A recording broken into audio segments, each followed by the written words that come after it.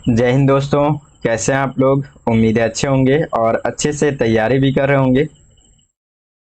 मेरी तबीयत तो अभी भी बहुत ज़्यादा ख़राब ही है, ठीक है, लेकिन आप लोग अच्छे से रहें और बेहतर तरीके से तैयारी करें, ठीक है। अभी भी देखिए, मैं पूरा कोशिश कर रहा हूँ कि हम लोग का जो 3 दिन, जैसे कि आप देख रहे हैं यहाँ पे कि 3 सितंबर, 4 सितंबर और आज 5 सितंबर का करंट अफेयर्स जो है हम लोग ने अभी छूटा हुआ था, क्योंकि उस समय में और भी स्थिति ऐसा नहीं था कि मैं वीडियो रिकॉर्ड कर सकूं, तो इसलिए मैं नहीं कर पाया था।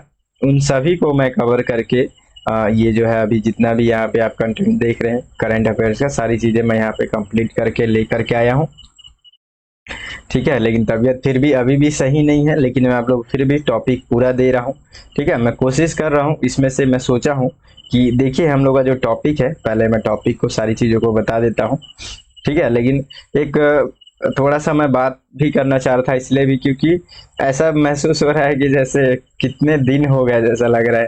मतलब एक दिन भी अगर वीडियो नहीं डालो, अपलोड नहीं करो, और ये करंट अफेयर्स का जो हमारा एक जिस तरीके से हर दिन जो हमारा एक क्लास चलता है, तो एक अलग सा जुड़ाव, एक अलग सा वो फील होता है कि हाँ हाँ, सब चीज़ बढ़िया चल रहा है, एकदम सही वे में चल रहा है, हम लोग बहुत अच्छे से स्टडी कर रहे हैं।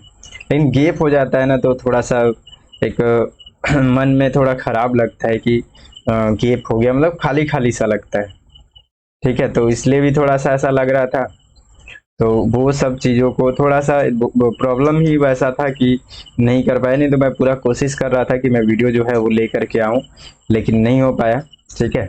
अभी मैं ये सब लेकर के आ गया हूँ, जितना भी हम लोग का 3 दिन का जो छूटा हुआ था, बहुत इंपॉर्टेंट टॉपिक है, सभी टॉपिक्स इंपॉर्टेंट है, ठीक है। आप लोग अच्छे से देखना सब चीज़ों को, ठीक है। आप लोग तो कमेंट नहीं करते हैं, लेकिन फिर भी कई लोग जो है वो इंतज़ार करते रहते हैं कि वीडियो आएगा। तो आप लोग सब अच्छे से है ना, कम से कम आप लोग थोड़ा सा एक बार कमेंट जरूर कर दीजिएगा। भूल नहीं गए हैं, ऐसा तो नहीं है ना कि भूल गए हैं 2-3 दिनों में मैं वीडियो नहीं डाल पा रहा हूँ, तो उसके लिए आप भूल गए होंगे, है ना, कि नहीं अब तो मैं नहीं डालूंगा वीडियो। तो ऐसा कुछ नहीं है, सारी चीज़ें कंप्लीटली आएंगी आपको। थोड़ा सा समय लग सकता है किसी भी चीज़ों में, अब वैसा स्थिति होता है कि जब मैं वीडियो रिकॉर्ड नहीं कर पाता या फिर कंटेंट जो है प्रिपेयर नहीं कर पाता, नहीं तो अदरवाइज वीडियो आएगा ही। और आप लोगों का करंट अफेयर्स अभी जो मैं एनसीईआरटी का लेकर के चल रहा था, शुरुआत करने ही वाला था, लेकिन उसके बाद से फिर तबीयत खराब हो ही गया, है ना, तो इसके कारण से भी वो भी रुका हुआ है, लेकिन उसको भी मैं बहुत जल्द स्टार्ट करने वाला हूँ, ठीक है। तो देखिए अभी हम लोग जो है इस वीडियो में मैं कोशिश करूँगा, लेकिन उम्मीद नहीं है, क्योंकि अभी भी मैं बहुत अच्छा फील नहीं कर पा रहा हूँ, ठीक है। तो मैं 1 से 2 कंटेंट जो है उसको मैं आपको एनालिसिस करूंगा, बाकी सब का मैं आपको बहुत अच्छे से पीडीएफ प्रोवाइड करा दूंगा। आप लोग सारी चीज़ों को कंप्लीट आप अच्छे से नोट्स बना लेना, एक बार पढ़ के समझ लेना आप लोग, ठीक है, क्योंकि बहुत ज़्यादा इंपॉर्टेंट है। आप लोगों को कोई कमी नहीं होगा, ठीक है। आप लोगों को पूरा जो है इसका पूरा नोट्स आपको मिल जाएगा टेलीग्राम चैनल पे। अभी अभी मैं डाल दूंगा, जैसी वीडियो आप लोग कंप्लीट करेंगे उसके बाद से मैं अपलोड कर दूंगा, ठीक है। तो देखिए हम लोग इसमें जैसे मैप प्रैक्टिस करते हैं वैसे ही करेंगे, ठीक है। उसके बाद से देखिए यहाँ पे इलेक्ट्रीफाइड, ठीक है, ये फ्लैक्स फ्यूल व्हीकल, ये सब जो है इन्वायरमेंट के एक तरीके से इन्वायरमेंट के फेवर में ये जितने भी यहाँ पे आप देख रहे हैं नई नई चीज़ें, अगर यहाँ पे मतलब एक इन्वेंट हो रही है ना, ये सब चीज़ें जो है बहुत ज़्यादा इम्पोर्टेंट है। अगर इन्वायरमेंट को अगर वो बेहतर कर रहा है, सुधार करने में कुछ भी मदद कर रहा है, वो हमारे लिए सबसे मेन टॉपिक हो जाएगा, इम्पोर्टेंट टॉपिक हो जाएगा। उसके बाद से ये रैमन मैग्सेसे पुरस्कार, अभी आप न्यूज में देखे होंगे, न्यूज में है ये। आजकल आप 2 सालों से लगभग देख रहे हैं कि खेल वगैरह पुरस्कार वगैरह से भी अब प्रश्न बन रहे हैं यूपीएससी में, तो हम लोग को थोड़ा सा सबको देखना पड़ेगा। फिर उसके बाद से पुनर्योजी कृषि, ठीक है, ये भी न्यूज में है, सारी चीजें न्यूज में ही है, ठीक है, हम लोग को देखना है इसको। फिर प्रधानमंत्री जनधन योजना, इसका जो है 9 साल अभी पूरा हो गया है, तो अभी इसकी क्या उपलब्धियां हैं, इससे प्रश्न पूछे गए हैं मेंस में, प्रीलिम्स में, तो इसलिए भी इम्पोर्टेंट है। फिर एक राष्ट्र एक चुनाव मोस्ट इम्पोर्टेंट है, मैं कोशिश करूंगा कि मैं इसको डिस्कस करूं, ठीक है, और यही मेरा प्लान भी है। उसके बाद से आदित्य L1, आप इसको भी देखेंगे 2 सितंबर को।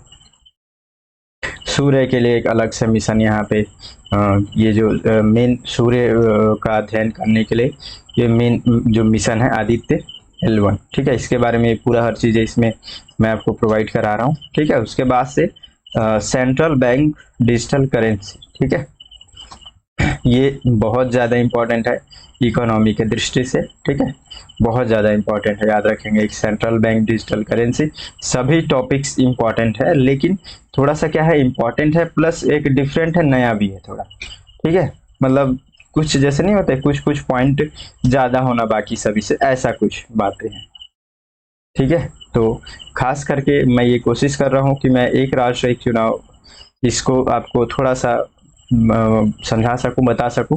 उसके बाद से आप लोग पढ़ोगे तो अच्छे से क्लियर हो जाएगा। और अगर मैं उस समय तक अगर अच्छे से कर पाया, क्योंकि मेन गले में ही प्रॉब्लम है, अगर मैं ज़्यादा अगर बोलूँगा तो हो सकता है कि मैं फिर अगले दिन के लिए मतलब जो धीरे धीरे धीरे ठीक हो रहा है और ख़राब हो जाए, ऐसा इस डर से भी मैं थोड़ा सा नहीं कर रहा हूँ, क्योंकि फिर 4 दिन लेट हो जाएगा तो उसका भी कोई मतलब नहीं है ना। तो आप लोग पूरा सारी चीज़ों को नोट्स अच्छे से देख लेना, आप उसमें से आप तैयार कर लेना, ठीक है ना। चलिए थोड़ा शुरू करते हैं जल्दी से। और चलिए सबसे पहले हम लोग ना ये एक राष्ट्र एक चुनाव योजना के बारे में देखते हैं, और बाकी सभी चीज़ों को मैं अभी आपको PDF में मिल जाएगा, सब चीज़ आप टेंशन मत लीजिएगा, ठीक है। सारी चीज़ें देखिए आपको यहाँ पे मैं दिखा दिया हूँ, ये मैप है। देखिए थोड़ा सा इसको देख लीजिए, जैसे मैप में ये हम लोग G20 के बारे में देखेंगे, क्यों, क्योंकि आप देख रहे हैं अभी 9 सितंबर से जो है आपको G20 जो मेंबर्स हैं उनका बैठक होगा दिल्ली में, मोस्ट इम्पॉर्टेंट है हमारे लिए, ठीक है। तो अभी न्यूज में ये सब चल ही रहा है, तो हम लोग देश जितने देश जुड़े हुए हैं उनको ध्यान में रखेंगे, पहले भी मैं बताया हूँ। और एक चीज़ और मैं यहाँ बताना चाहता हूँ कि आप लोग ना 29 अगस्त का ना जा करके मेरा वीडियो आप लोग देखना, पूरा चीज़ बताया हूँ, G7 क्या होता है, ठीक है, G7 के बारे में, G8 के बारे में, फिर G20 कैसे बना, मतलब पूरा एकदम बेसिक चीज़ों से लेकर के हर चीज़ पूरा कंप्लीट G20 के बारे में बताया हुआ हूँ। तो आप लोग वहाँ से जा करके इसको ज़रूर एक बार अच्छे से देख लेना, 29 अगस्त का करंट अफेयर्स का वीडियो, ठीक है। तो उसके बारे में ये सब चीज़ें हैं। उसके बाद से देखिए बाकी सारे कंटेंट आपको ये पूरा एज इट इज़ ऐसे ही मिल जाएंगे, आप लोग अच्छे से सबको पढ़ लेना, ठीक है। मैं ज़्यादा ये सब पूरा कंटेंट है।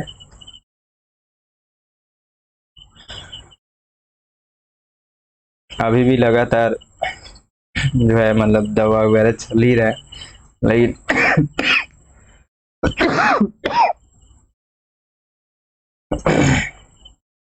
थोड़ा सा डिस्टरबेंस होगा, ठीक है, लेकिन फिर भी आप लोग थोड़ा सा साथ देंगे और समझने की कोशिश करेंगे। अगर मैं इतना अगर कोशिश कर रहा हूँ तो आप लोग भी थोड़ा सा कोशिश करेंगे। देखिए इसमें PM परिणाम योजना ये भी इम्पोर्टेंट है, तो ये सारी चीज़ें इसमें है। आप लोगों को मेंस का यहाँ पे आंसर राइटिंग भी इसमें करने के लिए मैं 2-2 क्वेश्चन दिया हुआ हूँ, ठीक है। प्रधानमंत्री जनधन योजना की सारी बातें यहाँ पे मेंशन किया हुआ हूँ, ठीक है, बहुत ज़्यादा इम्पोर्टेंट है। देखिए पिछला प्रश्न पूछा गया था, मेंस का भी है, यहाँ सब चीज़ें हैं, ठीक है। उन सभी को आप लोग अच्छे से देखिएगा। मैं थोड़ा सा इन सभी चीज़ों को डिस्कस कर देता हूँ। देखिए एक राष्ट्र एक चुनाव की बातें अभी चल रही है लगातार, ठीक है। तो अब यहाँ पे एक नया कॉन्सेप्ट आने वाला है, काफ़ी इम्पोर्टेंट है हमारे लिए UPSC के दृष्टि से, ठीक है। तो इसमें आप देखते हैं कि एक राष्ट्र एक चुनाव की बात, यहाँ पे कॉन्सेप्ट का मतलब क्या है कि हम लोग जो चुनाव अभी आप देखते हैं कि लगातार कुछ समय बाद आप देखेंगे कि 1 साल बाद आपको कहीं किसी स्टेट का चुनाव, फिर कभी किसी स्टेट का, हर साल आपको एक ना एक चुनाव आपको कुछ ना कुछ ऐसा देखने को मिलेगा। फिर नेशनल लेवल पे अलग से, ठीक है। तो ये लोकसभा चुनाव अलग से फिर हो गया। तो ये सब चीज़ें क्या है ना कि आप लगातार देखेंगे कि बीच बीच में चुनाव होते ही रहता है। तो यहाँ पे मानना है एक ये जो मतलब एक तरीके से सरकार ये सोच रही है कि बार बार ये जो लफड़ा है चुनाव वगैरह होने का, इसको समाप्त करते हैं हम लोग करते हैं कि एक ही बार जो है यहाँ पे विधानसभा का जो चुनाव राज्यों के लेवल पे जो चुनाव हो रहा है, और जो हम लोगों का लोकसभा के लिए चुनाव हो रहा है, दोनों को एक साथ कर देते हैं। मतलब एक ही समय पर जो है दोनों के लिए वोट दे दिया जाएगा। तो ऐसी स्थिति को हम लोग यहाँ कह रहे हैं एक राष्ट्र एक चुनाव। ठीक है, तो इसी के कॉन्सेप्ट पे अभी हमारे चुनाव को लेकर के आने की यहाँ पे एक प्रक्रिया चल रही है। प्रीलिम्स के लिए एक तो पहला बेसिक चीज जो मैं आपको बताया। दूसरा चीज, प्रीलिम्स में प्रश्न पूछता है बैकग्राउंड से, तो आपके थोड़ा सा ध्यान रखेंगे, है ना, कि इससे पहले भी ये जो एक राष्ट्र एक चुनाव जो कॉन्सेप्ट है, इस पे पहले भी ऐसी व्यवस्थाएं थी हमारे पास। ठीक है, प्रश्न यहां से पूछा जाता है।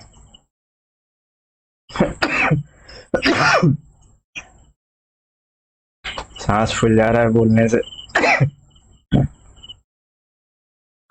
तो देखिए यहाँ पे 26 जनवरी 1950 को संविधान लागू होने के बाद लोकसभा और सभी राज्य विधानसभाओं के लिए पहली बार आम चुनाव 1951-52 में एक साथ आयोजित किए गए थे। मोस्ट इंपॉर्टेंट है प्रीलिम्स के लिए, याद रखिएगा आप। ठीक है, एकदम टू द पॉइंट ऐसे ही पूछ लेगा आपसे ऑप्शन दे करके। यह प्रथा बाद में 3 लोकसभा चुनाव में कहाँ तक 1967 तक जारी रही। इसके बाद से फिर ये बाधित कर दिया गया। कैसे बाधित हो जाता है, देखिए अभी जैसे क्या हुआ कि एक साथ सभी राज्यों का सभी पूरे विधानसभा और लोकसभा का चुनाव करा दिए।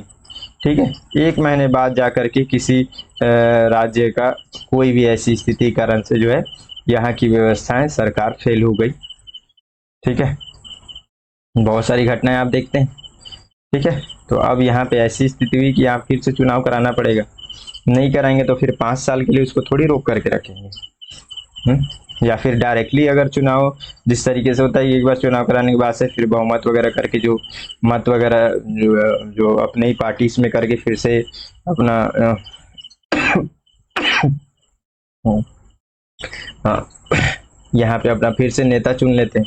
वैसी स्थिति में ज्यादा विवाद की स्थिति भी आती है ना। तो ये सब प्रॉब्लम्स आएंगे।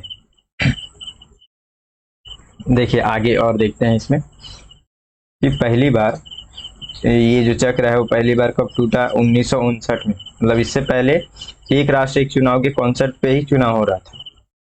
ठीक है, 1959 में टूटा जब केंद्र ने तत्कालीन केरल सरकार को बर्खास्त करने के लिए संविधान के अनुच्छेद 356 में 356 को लागू किया।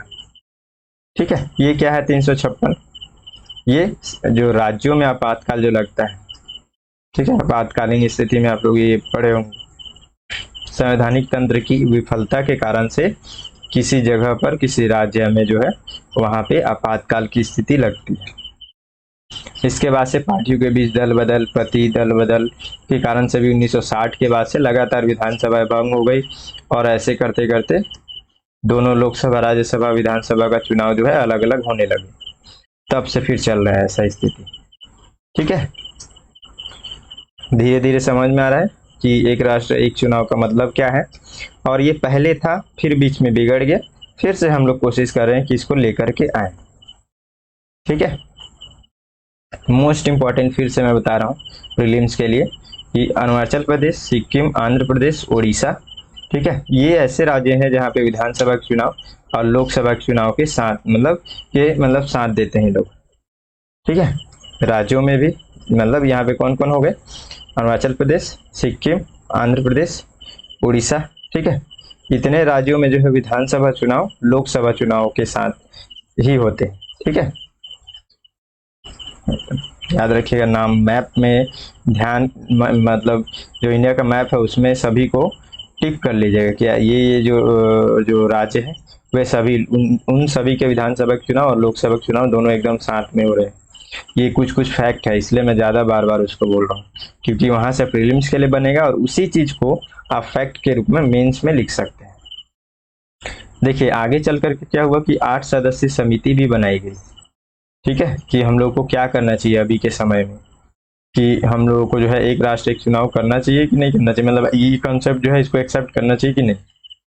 ठीक है, तो इसके बारे में देखते हैं क्या बातें हैं। कानून मंत्रालय के मुताबिक इस समिति का नेतृत्व पूर्व राष्ट्रपति रामनाथ कोविंद करेंगे।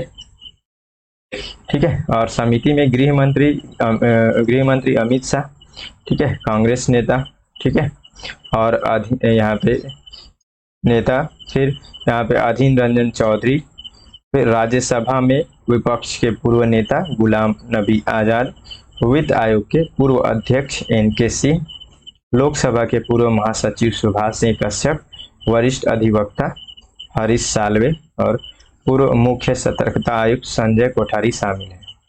ठीक है, तो ये एक समिति अभी बनाया गया। ठीक है, अभी ये लोग चर्चा करेंगे, इस पे बातचीत करेंगे क्या है क्या नहीं है। ठीक है, इसी के बेस पे एक रिपोर्ट भी यहाँ पे मतलब इससे पहले 2018 में आया था। ठीक है, कि ये जो चुनाव है इसी से रिलेटेड एक राष्ट्र एक चुनाव के बारे में ही कुछ रिपोर्ट में भी कुछ बातें की गई थी, संविधान से लेकर के कि संविधान पे क्या प्रभाव पड़ेगा। ठीक है, तो देखिए इसके बारे में क्या है। 2018 में न्यायमूर्ति B.S. चौहान की अध्यक्षता में भारतीय विधि आयोग ने एक साथ चुनाव पर एक मसौदा रिपोर्ट जारी की, जिसमें मुद्दे से संबंधित संवैधानिक और कानूनी सवालों पर विश्लेषण किया गया। तो ये लोगों ने विश्लेषण किया और विश्लेषण करके फिर इन लोगों ने रिपोर्ट निकाले और बोले कि आप लोगों को जो भी अगर इसमें इस तरीके से अगर जो एक राष्ट्र एक चुनाव का कॉन्सेप्ट अगर रखना है, उसको स्वीकार करना है, तो फिर आप लोगों को जो है मतलब कहीं ना कहीं जो संविधान के मतलब संविधान में आपको चेंजेस करने पड़ेंगे, मतलब संशोधन करना पड़ेगा, उसके बिना जो है संभव नहीं है। पहला बात ये इन लोगों ने कहा। फिर उसी तरीके से जन प्रतिनिधित्व अधिनियम 1951, लोकसभा राज्यसभा विधानसभाओं के प्रतिक्रिया के नियमों के साथ चुनाव कराने के लिए उचित संशोधन की भी आवश्यकता होगी, ये भी वो लोगों ने बात कहा। फिर 50% से अधिक जो समर्थन भी होना चाहिए राज्यों का। ठीक है, तो ये सब बातें इस रिपोर्ट से निकल करके आई। फिर एक और फैक्ट है कि 1999 में न्यायमूर्ति B.P. जीवन रेड्डी की अध्यक्षता वाले भारतीय विधि आयोग ने भी एक साथ चुनाव की वकालत की थी। तो उन लोगों ने भी उस समय ये सब चीजें जो है एक बार मतलब बीच बीच में जो है हिंट होते रहा है कि हम लोग को एक राष्ट्र एक चुनाव का कॉन्सेप्ट अपनाना चाहिए। ठीक है, तो जो बीच बीच में आपको जो ये पॉइंट बता रहा हूँ ये सब बहुत ज़्यादा इंपॉर्टेंट है, ध्यान रखिएगा। ठीक है, अब देखिए मेन बात आता है कि कुछ लोग इसके पक्ष में क्या बोल रहे हैं और कुछ लोग विपक्ष में क्या बोल रहे हैं। तो पक्ष में बोलने वाले लोग क्या है, देखिए ये लोग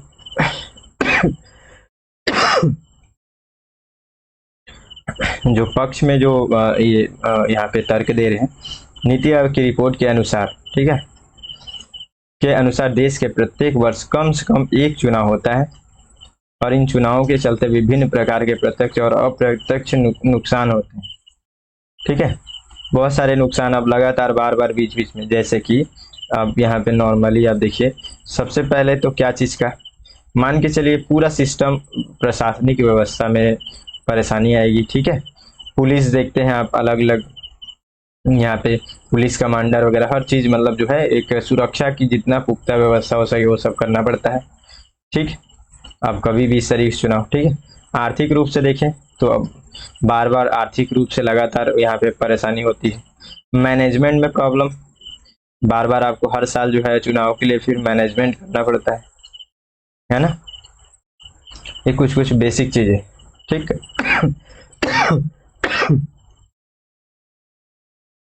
इससे क्या होता है तो इससे असुरक्षा की भी जो स्थितियां उत्पन्न होती है वो भी है। अपने आप से भी बहुत कुछ सोचने की कोशिश कीजिएगा। ठीक है, तो बहुत सारी चीज़ें मैं आप लोगों के ऊपर छोड़ रहा हूँ, खास करके आज की वीडियो में बहुत ज़्यादा इस तरीके से भी पढ़ाना सही नहीं है ना। तो ये सब कुछ तर्क में लोग बातें कर रहे हैं, वही एक बार होगा तो क्या होगा, एक बार में मामला ये सब चीज़ें इतने झंझट नहीं होगा, एक ही बार में जो होना है होगा। ठीक है, तो इतने सारे प्रॉब्लम्स नहीं होंगे। ये पक्ष में जो है ये लोग बोल रहे हैं। ठीक है, सब बातें वही हैं, आप लोग एक बार अच्छे से पढ़ लेना। विपक्ष में लोग क्या बोल रहे हैं, तो विपक्ष में लोग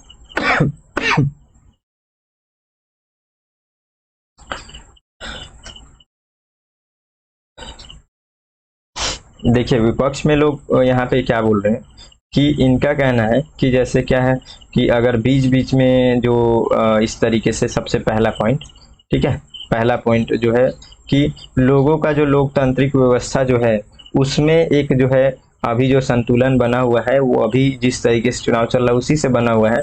नहीं तो बाद में क्या होगा, बड़े पार्टी जो जो बड़े पार्टी होंगे उनका दबाव हो जाएगा अगर अगर यहाँ पे एक ही बार चुनाव कराया गया तो। ठीक है, ये बातें इनका मुख्य रूप से। दूसरा बात इन लोग यही कर रहे हैं, दूसरी बात इन लोग का मुख्य रूप से चिंता है कि जवाबदेहिता जो है उसमें कमी आएगी, क्योंकि एक बार ये लोग जितना मेहनत करना है कर लेंगे, 5 साल में एक बार चुनाव होगा तो एक ही बार ये लोग वैसा करेंगे, फिर उसके बाद से जनता पे लोग ध्यान नहीं देंगे। तो ये भी काफी सही है, तो विपक्ष में ये लोग इस तरीके की जो बातें कर रहे हैं।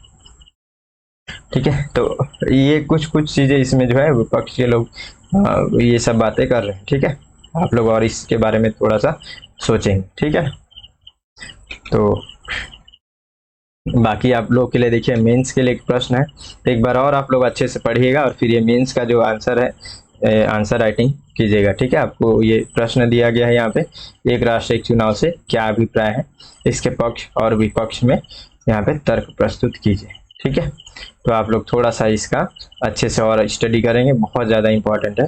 ठीक है, उसके बाद से इसका उत्तर लिख करके टेलीग्राम चैनल पे जरूर देंगे, वहाँ पे आप भेज देंगे। ठीक है, और सभी लोगों को आप लोगों को इसका पूरा पीडीएफ मैं डाल दूंगा अभी।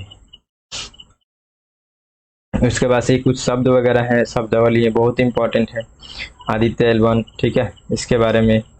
और फिर ये central bank digital currency, 1 minute में बस इसको देखिए, नॉर्मली बेसिक चीज समझा देता हूँ कि हम लोग जैसे अभी देख रहे हैं कि बहुत सारे ऑनलाइन ये जो जिस तरीके से क्रिप्टो करेंसी वगैरह ये सब आप देख रहे हैं ना, सेम ऐसा ही एक ये भी करेंसी है, लेकिन ये अब हमारे लिए करेंसी मतलब हमारे भारत का करेंसी होगा, हमारे सेंट्रल बैंक के द्वारा इशू किया जाएगा ये करेंसी। ठीक है, ये जो करेंसी होगा, देखिए इस बाकी जो क्रिप्टो करेंसीज ऑनलाइन जो करेंसीज है उनसे भी अलग इसलिए है क्योंकि उनका कोई इस तरीके से पीछे जो केंद्रीय एक मेन सेंटर होता है वो नहीं है उसको कंट्रोल करने के लिए, जबकि हमारे करेंसी में आपको ये चीज कंट्रोल करने के लिए दिखेगी, सेंट्रल बैंक अथॉरिटी रहेगी। ठीक है, तो हम लोग सेम अब डिजिटली जो है, डिजिटली भी हमारे पास एक अलग से मुद्रा होगा जिसको हम लोग थोक व्यवसाय के लिए खास करके अभी शुरुआत किया जा रहा है, और पूरे वर्ल्ड लेवल पे हम लोग भी उसका यूज कर सकते हैं। ठीक है, जिस तरीके से बिटकॉइन वगैरह सब होता है उसी तरीके से हम लोग भी इसका यूज कर सकते हैं। तो इस पे अभी जो है सरकार विचार कर रही है, आगे चल करके हो सकता है कि इस पे भी हम लोगों को इस तरीके की चीजें भी आगे चल करके दिखेंगी। ठीक है, तो इसको भी थोड़ा सा मतलब ध्यान रखेंगे और सभी को पढ़ेंगे, कुछ कुछ फैक्ट इसमें है। ठीक है, उसको थोड़ा सा ध्यान रखेंगे। जैसे देखिए, आरबीआई ने भारतीय रिजर्व बैंक अधिनियम 1934 में संशोधन का प्रस्ताव रखा है, क्योंकि इसमें संशोधन का प्रस्ताव करने के बाद से जो है इसको अधिकार मिल जाएगा कि ये सीबीडीसी जो है वो लॉन्च कर सके। सीबीडीसी मतलब सेंट्रल बैंक डिजिटल करेंसी। ठीक है, देखिए इसमें भी बहुत सारी इसमें मुख्य मुख्य बातें दी गई है। देखिए यहाँ पे कि ये एक कागजी मुद्रा डिजिटल रूप में है। ठीक है, और फिर केंद्रीय बैंक के द्वारा ये समर्थित वैध मुद्रा होगा। ठीक, उसके बाद से देखिए कि यहाँ पे आप ये ब्लॉकचेन के द्वारा समर्थित वॉलेट का उपयोग करके ये डिजिटल फिएट मुद्रा, ठीक है, या फिर उसी को हम लोग सीबीडीसी का लेन देन किया जा सकता है। ठीक है, मतलब अब यहाँ पे जैसे ये बातें बोली जा रही है कि बिटकॉइन से बिल्कुल अलग रहेगा, जो मैं आपको पहले ही बताया, बिटकॉइन से थोड़ा सा डिफरेंट रहेगा। इन लोगों में एक जो जिस तरीके से जो सेंटर जो मैनेजमेंट टीम एक सेंटर होता है जिसका एक अथॉरिटी होता है, उन सभी चीजों में ये बिटकॉइंस वगैरह में नहीं दिखेगा, लेकिन हम लोगों के जो मुद्रा है उसमें दिखेगा। ठीक है, तो यही सब बातें हैं, और आगे चल करके फिर इसका उद्देश्य क्या रहेगा, सारी चीजों को मैं यहाँ पे आपको प्रोवाइड करा दिया हूँ। ठीक है, तो इन सब का आपको पीडीएफ मिल जाएगा। मैं बिल्कुल भी अब ज़्यादा नहीं बोल पाऊंगा लग रहा है, तो इसलिए ठीक है, आप लोग थोड़ा सा कोऑपरेट करेंगे, है ना, और आप लोग सभी एक बार कमेंट करके ज़रूर बताइएगा कि आप लोग सभी पीडीएफ पढ़े कि नहीं पढ़े। सभी लोग टेलीग्राम से जुड़ जाइए और जा करके वहाँ से आप पीडीएफ ले लीजिए और अच्छे से अपना तैयारी कीजिए। आप लोगों को कहीं पे रुकावट नहीं आएगी, मैं पूरा कोशिश करूँगा। ठीक है, बस आप लोग भी अपना प्यार बनाए रखें। ठीक है, चलिए देखते हैं फिर अगले दिन, अगर जितना जल्दी हो सके स्वस्थ हो जाऊं, फिर मैं पूरे अच्छे से सारी चीज़ें जो हैं अपना एनसीईआरटी का और करंट अफेयर्स का भी वीडियो अच्छे से बना करके लेकर के आऊँगा। ठीक है, आप सभी भी अच्छे से स्वस्थ रहें और अपना ख्याल रखें। मिलते हैं फिर अगले वीडियो में, तब तक के लिए जय हिंद।